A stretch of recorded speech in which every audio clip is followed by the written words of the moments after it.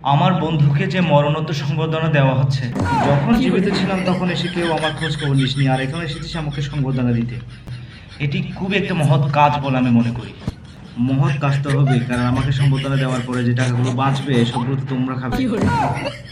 সে একজন ভালো সমাজসেবক ছিল। শুরুতেই মিথ্যা কথা বলা শুরু করে দিলি। আমি কবে সমাজের সেবা করেছি রে ভাই? আমরা দুজন একসাথে এই সমাজের মানুষের সেবা করেছি। আমরা দুজন মিলে সমাজের মানুষের সেবা করেছিলাম নাকি সমাজের মানুষের পিছনে বাঁশ দিয়েছিলাম?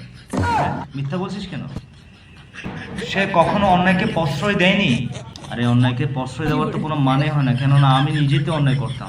এই এর পিছনে বাঁশ দেওয়া, এর জায়গা সম্পত্তি নিয়ে টানাটানি করা, বক্ষ সক্ষ সব কিছু তো আমি করতাম। গরিবের ভালো বন্ধু ছিল সে।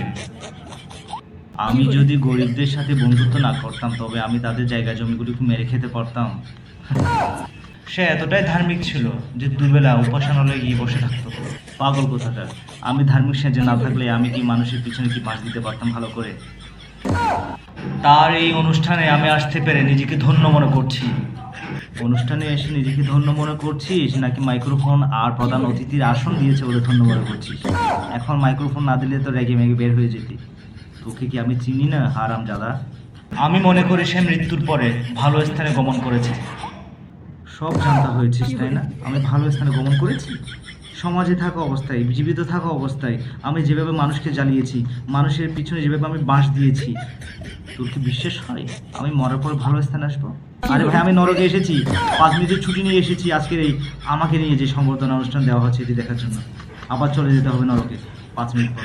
সে যদি স্বপ্নে হলেই একবার আমাকে দেখা দিত। কি কি কি বললি? আমাকে একবার স্বপ্নে দেখতে চাস তুই? কেন? আমি যেদিন মরেছি সেদিন তো বিড়াল দেখার সাথে সাথে বলেছিস যে ভূত হয়ে এসেছি। আবার রাত্রিবেলা তো কুকুর ডাকলে বলিস যে আমি আবার ভূত হয়ে রাতে মনে হয় এখানে ঘোরাফেরা করছি। আর আজকে বলছিস আমি তোর স্বপ্নের জন্য একবার দেখা দিই? মিথ্যাবাদী কোথাকার, হারামজাদা! যাই হোক, আমি কথা দিলাম আমি তার পরিবারের দায়িত্ব নিব। কোনো মেয়ে রাস্তা দিয়ে হেঁটে যাওয়ার সময় হা করে যে তাকিয়ে থাকে সে আবার আমার পরিবারের দেখভাল করবে? তোকে আমি দেখাচ্ছি মজা। এই চুপ চুপ, থাম, তুই থাম। কে কে?